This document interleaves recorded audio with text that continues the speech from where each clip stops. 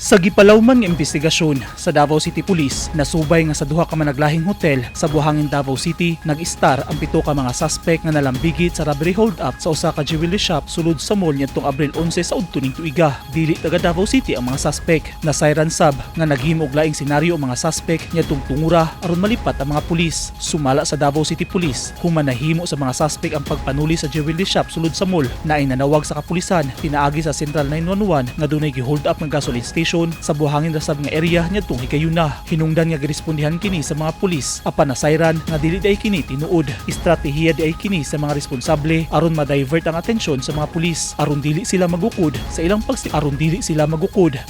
pagsibat human manulis. Yes sir, actually nagstay sila sa duha ka hotel. Duha ka hotel sir, no? Wala nang ipon ang ito sa mga suspect sa isang hotel. And then binigli siya ka ng adlaw lang na abot dire sir, no? So naabot sila dire and then naay isa ka tao nga nagpamalit sa katong mga gamit nila sa pagpapang-hold up sa sulod sa mall.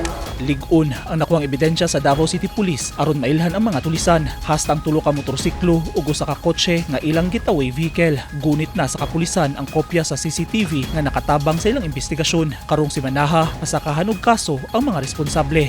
Once the case ma'am nga ma-file na sa Office of the City Prosecutor, matawag naman na siya as cleared.